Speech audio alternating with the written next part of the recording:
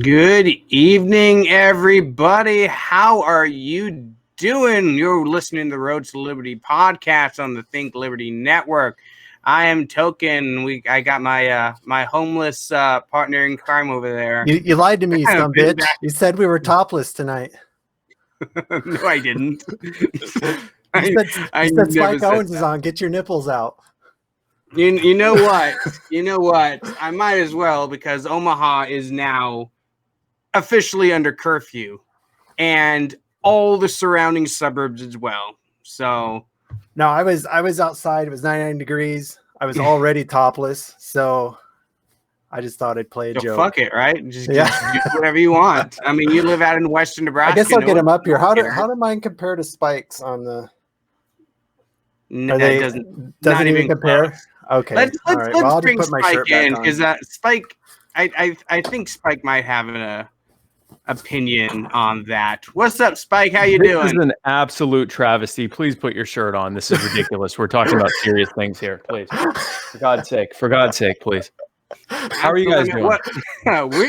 We're doing fantastic. Well, except for the fact that my entire county is now under official curfew. So the cops are going to arrest me if I dare to leave my my apartment building. But other than that, very good. Well, good. Other than that, other than being in yet another lockdown, other than that, everything's going well. That's the ironic thing. Nebraska never actually locked down for COVID-19. So this is actually the first actual lockdown that Nebraska is going through right now. Very annoying. I don't understand how you guys put up with it. Well, we had a minimal lockdown in South Carolina compared to most states, but the Myrtle Beach area had a total overreaction to this whole thing. About, I don't know, maybe 60 people showed up to the police department and protested peacefully, which was completely unacceptable. And so they arrested like 4 of them because they immediately created this arbitrary 6 p.m. curfew on the spot without telling anyone. They're like, 6 p.m. curfew, everyone. And so as soon as it was like 6:02, they went and arrested like 4 or 5 people and told the others to disperse and then let them go because they hadn't actually violated any law. And then they put out these ridiculous releases saying that they had intelligence that busloads of anarchists were being brought in to disrupt local businesses, and that they had to do a curfew, but just for Sunday, a 6 p.m. curfew retroactively because of the busload of anarchists that they just decided to tell everybody about. And nothing happened, of course. And I actually, just out of morbid curiosity, went by our police department. Nothing happened there. Went by a few choice areas of business. No busloads of anarchists destroying anything. Kind of a jip, but whatever. Nothing bad happened.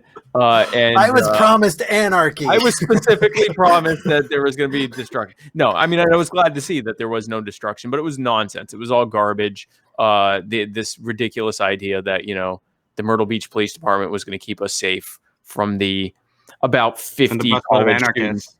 Well, yeah, the busloads of anarchists, but really just the 50 or 60 college students that showed up to protest someone being murdered by the police. How much does I it will suck say, though, Busload of Anarchists is a pretty awesome band name. Someone needs to get on that. That should be a podcast name, the Busload of Anarchists podcast. Busload, we don't have enough people on this podcast to be a busload, but I mean, somebody make that happen. How much does it suck, though, that anarchists are always associated with destruction now? I live out in the boonies, kind of by Wyoming.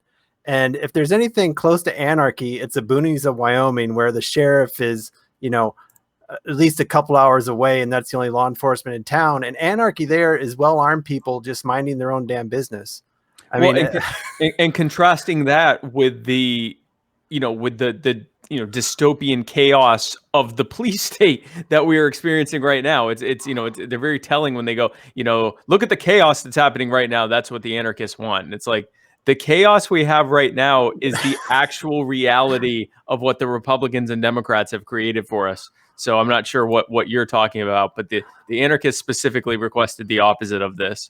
Yeah. Yeah, and I think the only thing that's going to come out of all these protests is higher taxes and increased police budgets. Sounds about right.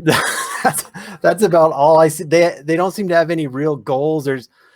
So say a governor in one of these states came down to where the protesters are and said, all right, tell me what you want.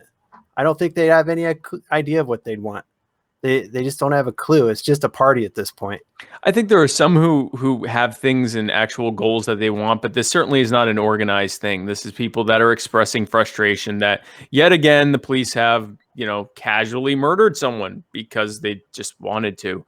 And this was I already felt this brewing after the Breonna Taylor killing, which was in some ways I'm not sure I could say worse because both resulted in someone being murdered. But this was, we hear about, the police just want to get home safe to their families. Well, Breonna Taylor was safe at home with her family, sleeping until a bunch of plainclothes police officers broke into her home, did not announce themselves, and apparently to serve a no-knock warrant on someone who did not live there and who was already under police custody. So we have no idea why they were even there. But they did not announce themselves. It woke the sound of them breaking into Breonna's home woke her and her boyfriend up. They called 911. The boyfriend goes out into the living room or whatever, and opens fire on the intruders, the plainclothes intruders who did not say they were police. He hits one of them. They open fire, killing Breonna, and then arrest him for attempted murder. I think that was already kind of laying some groundwork for outrage. And then this video of watching a police officer with his hands in his pockets, just casually, slowly murdering someone who it turns out he knew. And someone whose arms were already behind his back. He was already handcuffed. And as the crowd begged him not to, I think that drove everyone up the wall. This has definitely been brewing for a while now. It's just because, for one thing, everyone has been locked up for 2 months now, right? Exactly, everyone, you have millions and millions of people who've lost their income. They've lost their means of providing for themselves and their families. They're stressed. They don't know what the future is going to bring. And then week after week, we get these sort of racially charged incidents. And it started off with the McMichaels case down in Alabama, and then you mentioned Breonna Taylor last week, and this one just was sort of the straw to break the camel's back. And now, it seems like the coronavirus has just kind of been pushed to the sideline, and everyone is, outraged over this case now, and for good reason. I mean, you're right. Those cops in Minnesota absolutely committed an act of murder, and it's not like it would be one thing, not better, but it would be one thing if it was accidental.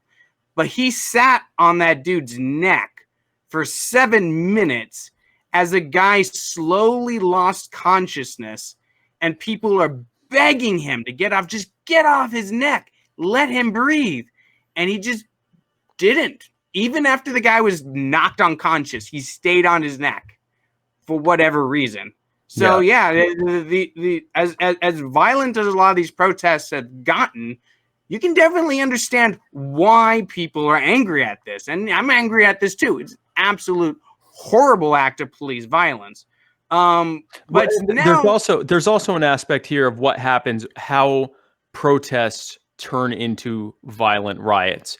And it is largely the short answer is it's largely the actions and inactions of the police in that given area. So, for example, when people go to a protest, they are corralled into a specific area. All of the police are there, or the vast majority of the police force is right there in that specific area where they are. They give them a arbitrary curfew, and then minutes after that curfew passes, they start shooting in tear gas. They don't say, "Okay, everyone, curfew's up. Time to head home," and give them some time to disperse. They basically say, "Disperse now." And, a few minutes later, they're shooting tear gas and going in hard. And we've seen, there's some horrific videos out there of how the police are treating people, just making one person as anti-cop as the next with their every action. And so they're creating discord there among people who typically are peacefully, if angrily, but still peacefully protesting. But then at the same time, by being stuck there and spending almost all their resources on trying to corral this group that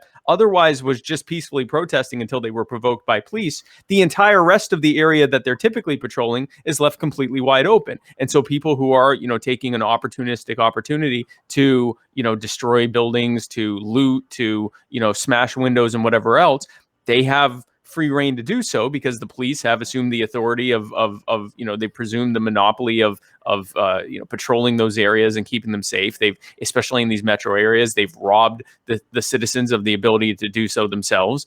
And so they've now left those areas open to pillaging. So both the action of them causing discord among the protesters by provoking them and attacking them, and then also the inaction of them of leaving the most of the rest of the city completely open to the whims of anyone who would wish to victimize anyone. It is the perfect recipe for the types of things we're seeing, and it is directly the result of the actions of the police state, putting aside the fact that none of these protests would even be happening without the direct actions of the police state. Well, and it's kind of the same policy as the United States military. You talk about turning people who aren't anti-police through their actions. I mean, it's the same strategy we use in the Middle East of blowing up random brown people and turning their whole family against us. Blowback. It's blowback. So, yeah, and absolutely, it's a militarization of the police force. I guess they're adopting our military strategies at the same time, in addition to their outfits, is what it seems like. With equal levels of success in their stated outcome. Yes. And we see what their real outcome is. They want to create this discord. They want to create this chaos because in the midst of this chaos, they can say, see, you need the police now more than ever. You need us to have the military. You were saying, why do we have grenade launchers? Why do we have, mine resistant vehicles? Why are we militarizing? This is exactly why we're militarizing. Look at these violent anarchists and hoodlums who have come out to try to destroy our fair city. How dare they? And we need to militarize. What's that? The busload of anarchists. The busload of anarchists have come to ruin everything. Everything was fine before the busload of anarchists. And we now need endless hundreds of millions and billions of dollars and military surplus and even stricter and tougher training on how to deal with detainees who we increasingly treat like combatants. I shouldn't even say that. Military fighting overseas actually have a stricter rules of engagement and how to deal with enemy combatants. And I was just about to say that, yeah. In dealing with, us, like the people, our neighbors, us and our neighbors. So no, this is a bit of a wag the dog, and it is a perfect example of how to create discord. And call me a conspiracy theorist, but it looks like someone who would understand how this would end up working out would be trying to create discord for the express purpose of using that discord as a pretext to call for more funding, more armament, tougher training and everything, the further militarization of the police forces, both in armament and in tools and in tactics.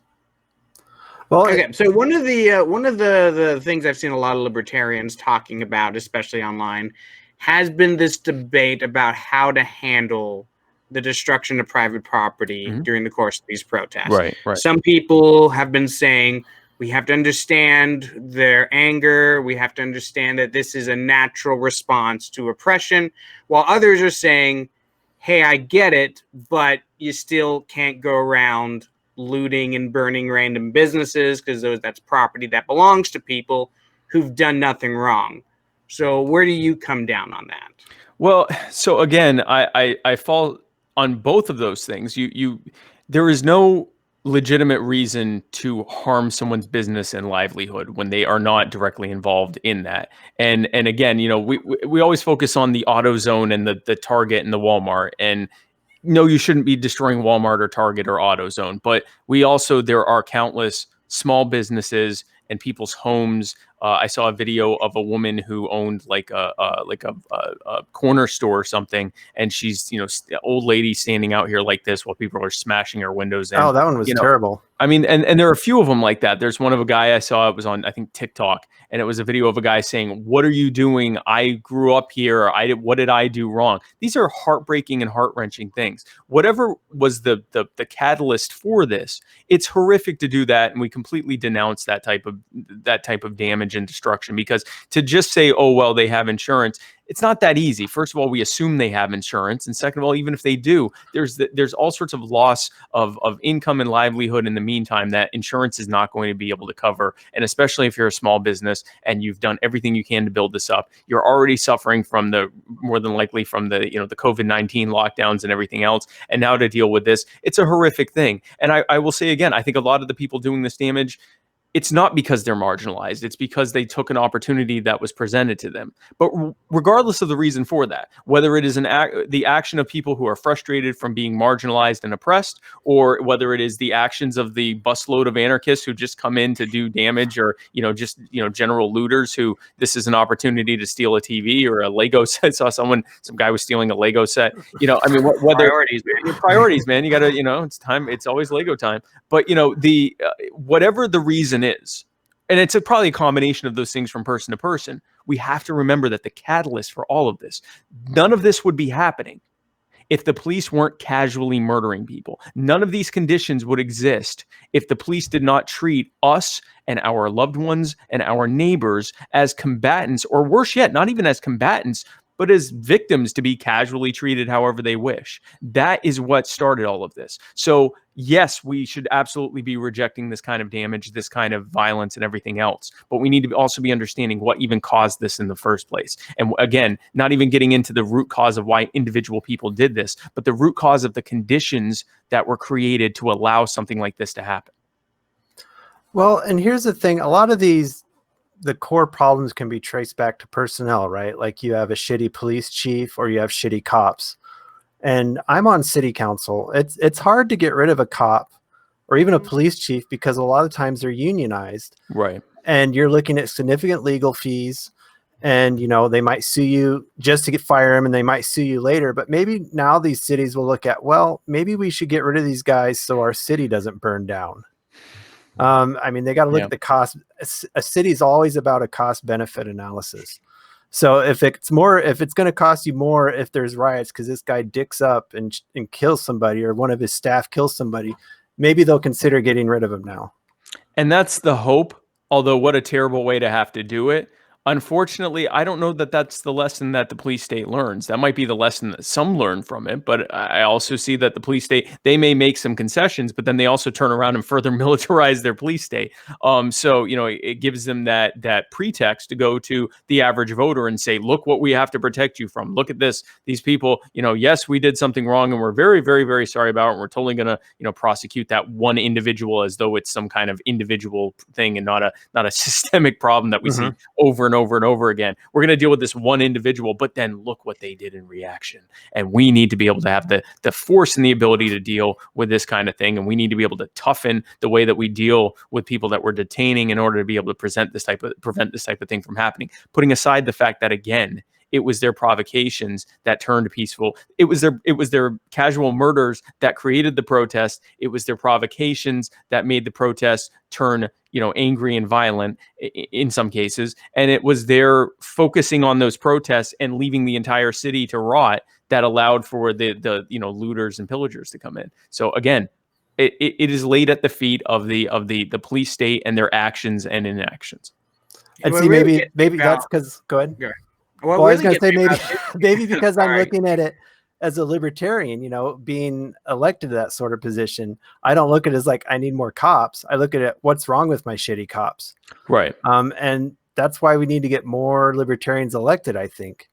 And I don't understand why does nobody think libertarians should be in these positions? What is your reasoning or your thoughts on that? Why aren't libertarians getting elected at these city council and county level positions? Well, they are. I mean, we with each election cycle, we do a little bit better, and in some cases, dramatically better than we did before. We're not quite at the point where we're winning statewide and federal elections, but we are winning. I mean, you said that you're on city council. We are winning some city stuff and even some state level stuff. It is happening, but I mean, obviously, we are dealing with a I call them the Republicrats. I increasingly try not to even treat them like they're two separate parties, because when you look at the core of their actions, they're basically playing, good cop, bad cop to each other to different bases, but they're essentially one large party, and they want ever growing government, ever expansion of war, ever growing debt spending, ever growing, printing of endless fiat notes, endless taxation, endless brutality, and just kind of a constant march towards ever increasing, slow, steady march towards, total tyranny. And the one thing that they agree on besides all of that is that everyone else needs to be shut out. So with these ballot access laws and these petition laws, the way that the FEC is basically set up in such a way to codify the Republicans and Democrats at every other party and every other idea's expense. The state election boards working in lockstep with that. The crony corporate media that is owned by just a handful of multinational conglomerates that are living high on the hog off of the clony kleptocratic system that the Republicrats have created and maintain at the federal and state levels. They basically have a monopoly on everything. Republicans and Democrats and their cronies have been running the show for over 100 years now. And so as a result of that, we're kind of living on their, we're playing on their board game that doesn't even really allow us to play on it. And so we try our best to get in there, and we're doing our best to do that, which is why I believe we need to stop playing by their rules and start playing by our own, start subverting and disrupting and making our own means of getting our message out to people. Social media makes it a lot easier for us to do that than we have in the past, which is why I think we've been having increasing dramatic successes, and why I think we'll do dramatically better than we have in the past in this next cycle, this cycle that we're in now. But it's a tough one, because it's if we were on an equal playing field, we would be up there with the big boys, but we're not on an equal playing field. They know that if we get in a heavy enough way and have a good enough seat at the table where we can start making the kind of incremental changes away from the ever growing state towards a reduction of the state, and a change in the cultural conversation, where people are now, instead of the entire cultural conversation being an argument between two groups over how much bigger government should be, which part of government should grow more, how much more expensive should it be, how much more control should it have in our lives, a shift towards a conversation about, well, should government even be involved in these types of things? Do we even need a government? And if we do, what should it even be doing for us? What can we do better for ourselves?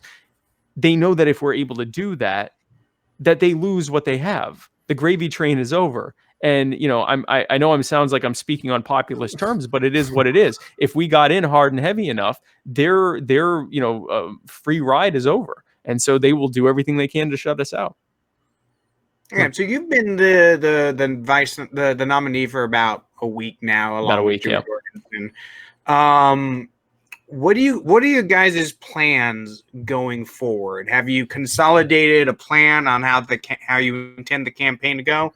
And where do you go now with the campaign? Well, we're doing amazingly. I mean, in the week since we have been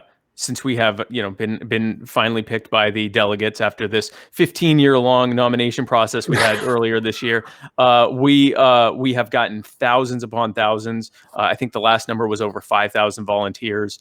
We've raised somewhere around $100,000. By the way, if you'd like to contribute to that, be sure to go to donate.joj2020.com. Or if you'd like to join and be a volunteer, go to joj2020.com and press the volunteer button, and you will be able to fill out the form and join us. We'd love to have you. And so, we've been doing amazingly that way. In terms of strategy, obviously, at least in the short term, the majority of what we're doing is going to have to be online. We're all kind of on this great equalizer where instead of having to go to, large events and fill up stadiums and everything else, we're all just kind of sitting in front of our webcams telling our story. And the difference is the Republicans and Democrats have to sit in front of their webcams on their terrible podcasts. Have you ever caught Joe Biden's podcast? Oh, no, God. I didn't know there was one. It is a nightmare. It is everything that you would think a Joe Biden podcast would be like. And they have to go up there and basically spin around the fact that they've created this whole problem and explain why they should be trusted yet again to continue making things worse. Whereas we're in front of our webcams, with great ideas and great solutions to the problems that have been created by the Republicrats. So we will be doing a lot of that. We have the viral video team that was behind Team Supreme is now behind the Jorgensen Cohen ticket. We are working on some incredible viral videos that are going to be coming out. Viral marketing in general, making sure to have fast, rapid, and powerful responses to events as they unfold, while the Republicrats kind of, go through things in a ham-handed way, because they have to weigh everything against their endless focus groups, because again, they created the problem. So instead of being able to be honest about how it is, they have to first work it through a focus group, how they can message this lie, that the next lie that they're about to tell us, to try to distract from the fact that they all held hands and created whatever problem they're about to talk about. We're unencumbered by that. We're simply able to give the stark message here that this is a problem created by the Republicrats and the Republicans and the Democrats and their cult of the omnipotent state, and that we are here to dismantle that and to show the benefits of how libertarian solutions will positively impact the lives of ourselves and our loved ones and our families and neighbors. So you touched on the nomination process as the outrage.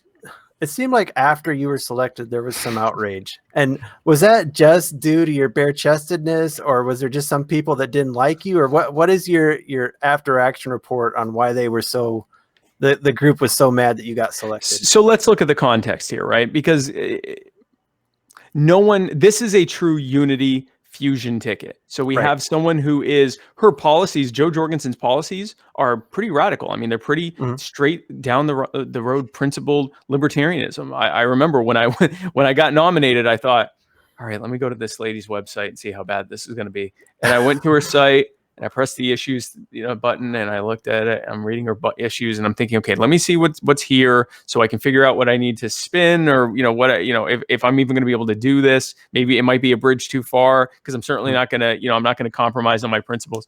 And I'm reading her stuff, and I go, I don't disagree with any of this. And by the time I was at the end, I'm like, this was terrific. And so I was actually very excited, because she is very, we tend to say radical, but really it's just, she's a principled libertarian. She's a down the line doctrinaire libertarian, but she has a more pragmatic and traditional way of presenting her policies, which made the sort of the pragmatic part of the party happy. Whereas I am equally, radical or principled about my beliefs, but have more of a kind of a radical, I guess, new age way of messaging, more, more of an edgy teen than say Jo Jorgensen is, which made the radicals and the Mises people and the audacious people happy. So where, Jo got, I think, 51.8% of the delegates, and I got 52.1%. We basically both got just over half of the delegates. And I would imagine if we did some, focus grouping afterwards, it would be that I got this part and she got this part, and there was a little bit of overlap there. But so,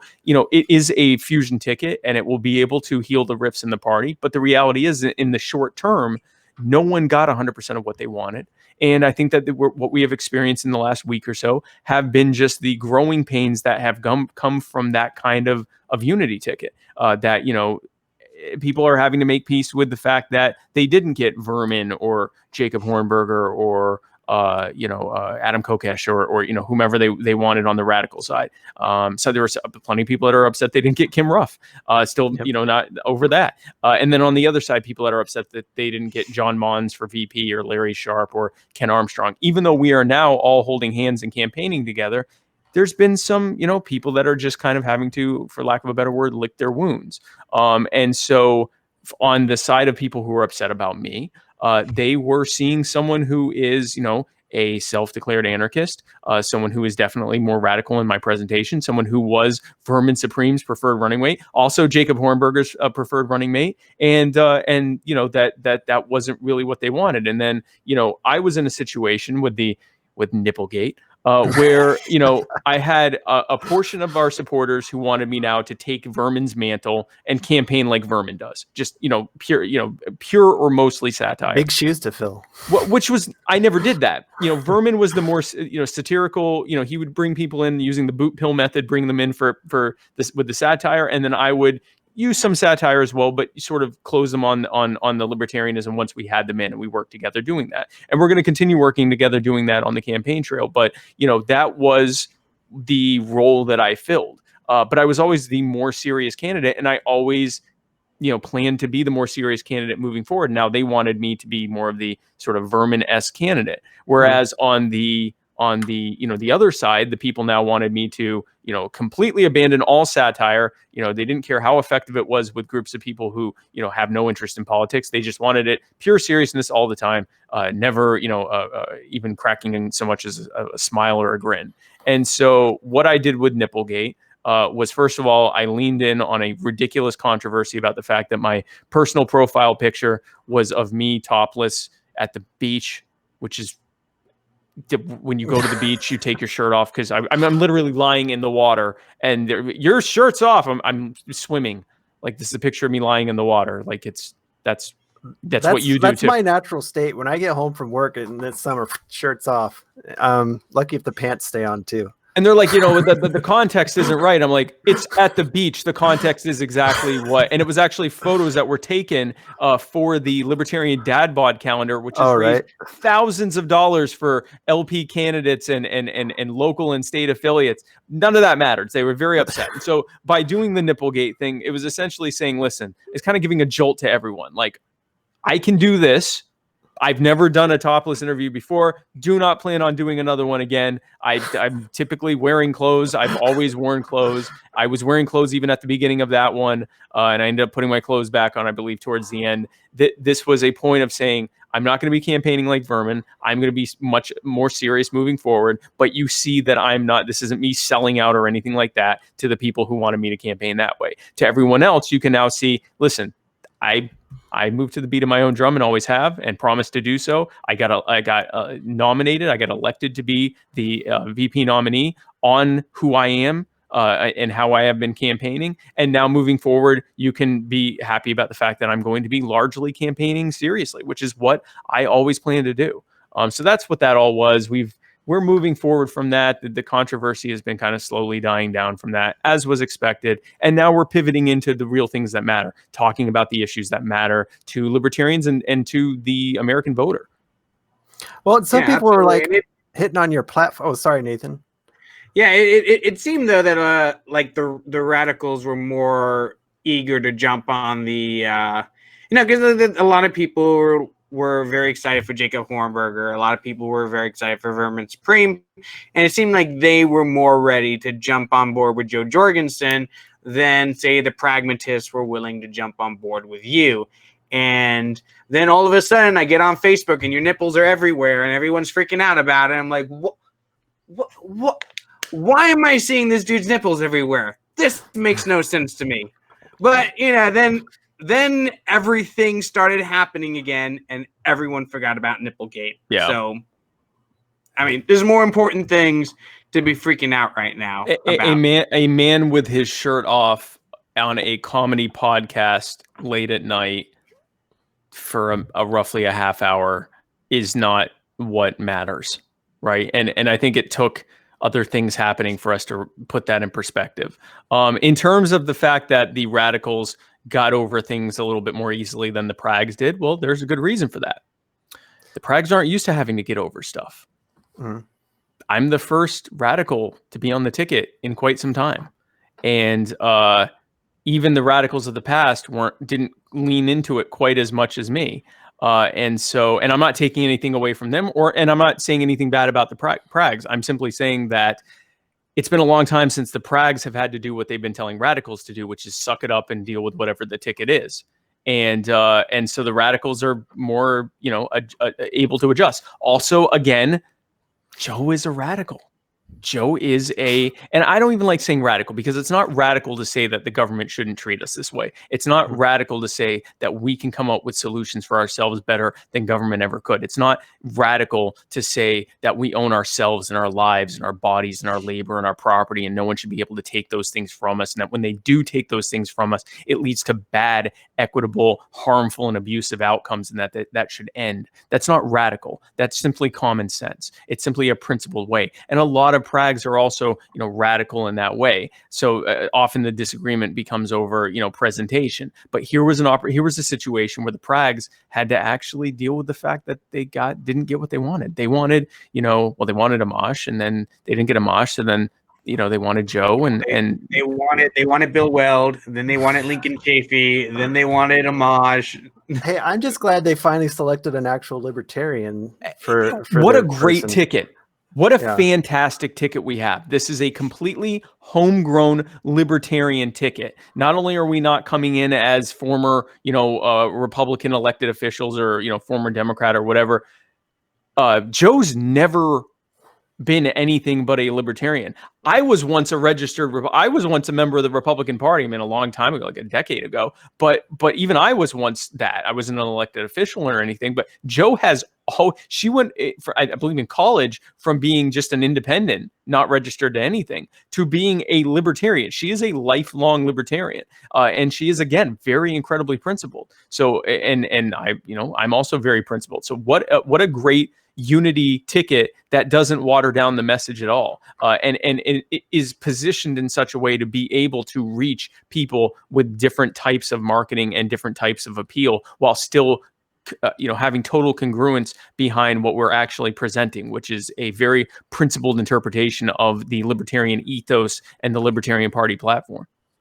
Yeah, I don't think there was anybody that would have got mad about getting elected. Do you? About us getting elected? No, about getting nominated. There was nobody on that was left that I think anybody would have got mad about getting nominated. There's certainly no one that I would have been upset about. I mean, I certainly had the ones that I would prefer and so forth, but no one there would have made me angry where we said, oh, listen, we did it again. We went and picked, someone who, just came in and used the cheat codes. And I want to say something. I am happy that Justin Amash has joined our party. I am happy that for the first time ever, we have a libertarian House of Representatives member, a member of Congress, even if it's only for a few months. I hope that he runs for re-election. We will support him 100% if he does do so. I'm happy that he's out there promoting the ticket, promoting our ticket, promoting the party. And 4 years from now, if he comes and says, having helped grow the party and having helped push libertarianism as a Libertarian Party member, I now want to run for president, that's a completely different proposition than what he was presenting the way that he did it. And I think it was wise of him to do what he did, and it allowed for us to have a homegrown libertarian ticket. And I think it was sorely needed, and I think it will present a healing opportunity, and it also presents an opportunity for us as a party to move forward and to really make a real good run for the presidency. Well, and I had to eat crow because I talked about how dumb he was for doing what he was doing, and then when he backed away, and I'm sure he's going to do it next cycle, great, that's the right thing to do. So it's a completely different thing. Exactly. Yep. I had to say, all right, well, he's not a dumbass, my bad. Yeah, and just that short stint in considering whether or not to run got a lot of eyeballs on the Libertarian Party. Yep. So if that is, because I don't know if he intends to stay forever. And I mean, I thought Bill Weld was going to stick around. He didn't. He jumped ship again. Did you really? I mean, he was talking about staying for a long time. And I never thought he would leave the LP to run as a Republican against Trump. I mean, he had to know that was a bad idea. I kind of did think he was going to do that. Because, I mean, keep in mind, this is a man who, he said, he came in with all these promises. I promise not to betray you, and I'm going to give $50,000 to this and $100,000 to that. And he did none of that. Instead, he went on MSNBC and all but endorsed Hillary Clinton. I mean, he said, well, yeah, I think we're the best ticket, but, if you don't want to vote third party, then I would definitely advise that you vote for Hillary. She's definitely way better than Trump. And also, I remember he said, I'm here to vouch for Hillary Clinton.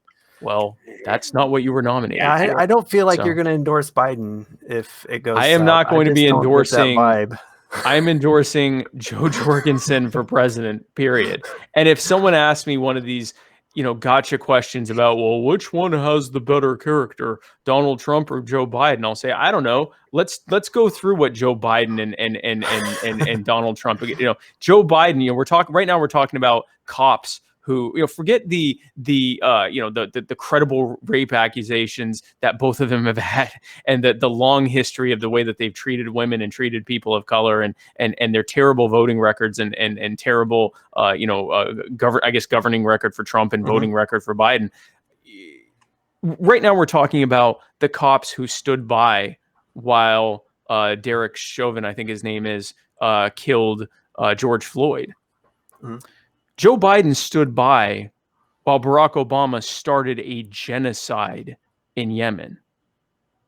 And then, not to be outdone by him, Donald Trump came in and accelerated that genocide in Yemen, which is continuing right now. It's happening right now for no other reason than blind political ambition by the Saudi crown and by their supporters in DC.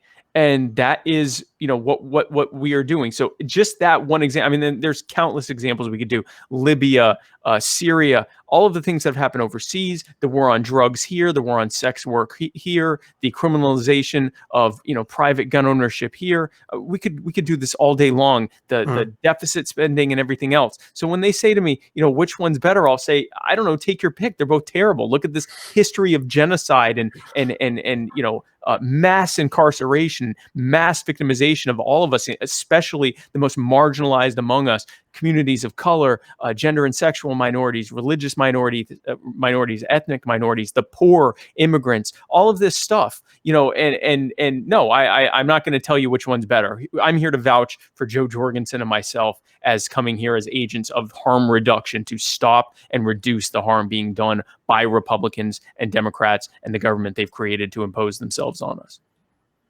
Good stuff. Good stuff. So we try to keep these Monday night episodes to 30 minutes. We've gone over time. Oh, okay. Already. Sorry, I didn't know. I just no.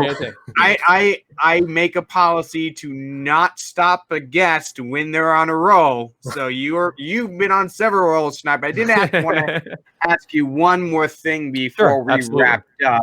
Cool. Libertarian candidates past couple cycles have had opportunities to get on TV and talk to, have their viewpoints heard. Mm-hmm. So, say you get on one of these town halls and whatever, and they give you the opportunity to just speak to the country and lay out your message as best you can. What do you say to them? I say to them what we've been saying. I talk about the issues that we're facing, the economic suppression that has happened as a result of the COVID-19 pandemic that was imposed upon us because Donald Trump's CDC was preventing healthcare professionals from testing and treating the virus in the opening 6 to 8 weeks that we knew that it was here, when it could have potentially been contained. And now, as a result, all of the states are overcorrecting by, forcing everyone to stay home and, don't go anywhere, don't go to any small businesses because those are dangerous, but be sure to go to big box stores and buy stuff from Amazon because that's somehow safe. But also be sure to wear a mask. Although initially we told you not to wear a mask, now you have to wear a mask.